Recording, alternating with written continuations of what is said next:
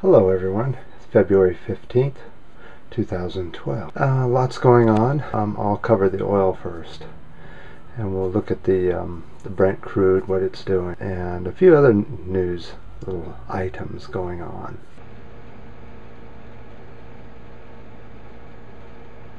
Okay, this is several hours later. Started out at a little over 117.5. Now it's a little over 119. Oil is going up.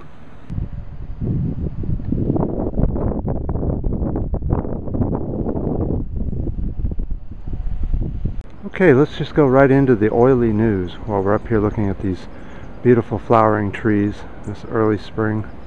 Started December 15th and it's been going ever since. Pretty cool looking. You can see it way down there. You can look down there. Is that cool or what? Okay, it looks like the European Union is pissed off with Iran because they think Iran has put sanctions on them. The EU thinks that they shouldn't be doing that until July 1 because that's when they said they would put on the sanction. How dare Iran put on sanctions on the EU because they're going to put sanctions on Iran. I guess there's some logic to that. It probably goes along with this nonsense about the have you heard about it? Have you heard the news? Supposedly Iran has sent or is sending speedboats into the Gulf of Mexico to attack the U.S. That really sounds familiar, huh?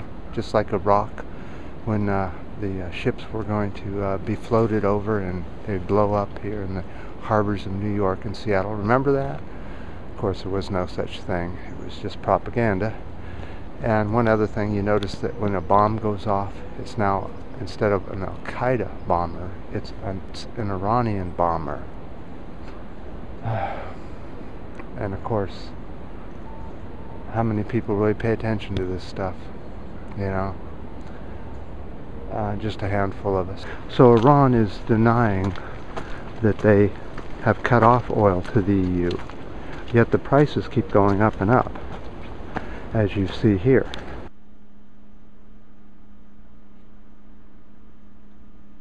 Have we actually started to reach peak oil?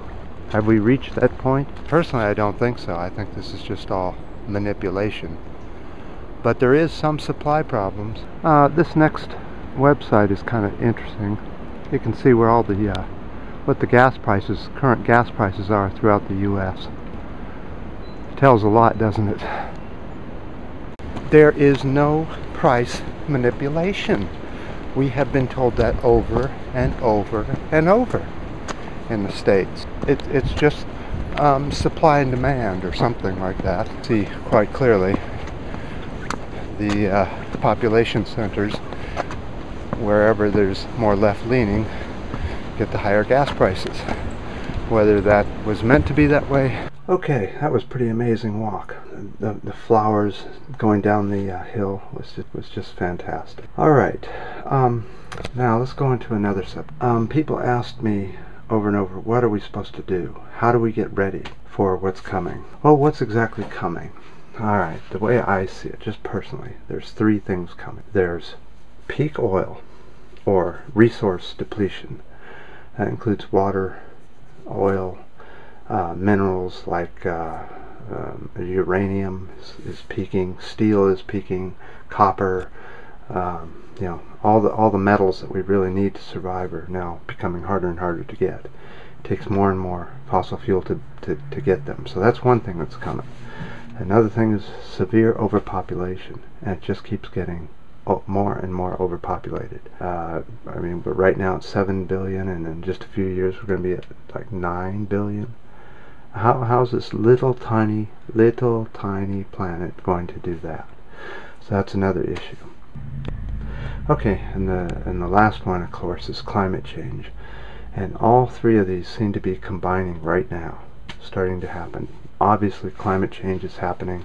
Even the deniers are agreeing that there is Climate change is just who's at blame they're arguing over. So what can we do? We know that in maybe 3 to 5, maybe 10 years at the most, we're going to be in really bad shape. How can I get ready for such a situation? Maybe one. Let's just do one. The way nature solves these problems, and since we're going to obviously let nature solve these problems, is that the strong survive. And that's all I have to say, is the strong survive. It never works any other way. When there's an overpopulation correction or a weather extreme, you know, this oil shortage coming is absolutely devastating to any kind of human civilization. What can we do? All right, the best thing you can do is keep your body in shape. You have to keep your body in shape to be able to fight for that last morsel of food. Within 3 to 4 or 5 years, you're probably going to be fighting for food. How to get in shape? That gives you gives you some years to do it. I want a magic pill. I'm from the States. Of course I want a magic pill. I want a pill to take. There's no pill. There's no pill that gives you muscles. There's no pill that gives you weight loss. There's no pills that make your body run without the proper food. So learning how to eat has to be the #1 thing on the list. How to eat. But you still want that magic pill. I'm going to show it to you. It's the only magic pill out of the 3 issues. This is it.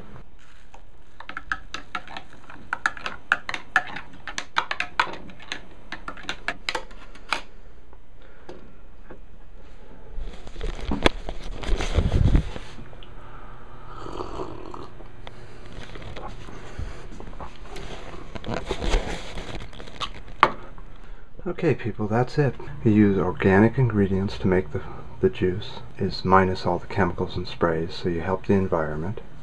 It's non-fattening. It's really good for weight control. It gives you lots of energy. You no longer get sick very often, though when you do get sick, you still have to treat it like you would any other time. The juice doesn't make it that you're not sick. You're still sick. There's a juicing video on Pink Barrio under the kitchen, or I'll put the link right under here, and you can go look at it. Check out the juicer. Click through to the juicer page. Check out the juicer. You can even buy it. If you do choose to buy it, you're buying it from us, Pink Barrio. At least some of the money is going to us, not most of it. But juicing every day is one of the best things you can do for your health. Unfortunately, this juice page will disappear pretty quickly because we're almost out of juicers and we don't have another source for them yet. So maybe 3 or 4 more days and then we'll have to pull the juicers as soon as they sell out. So until next time.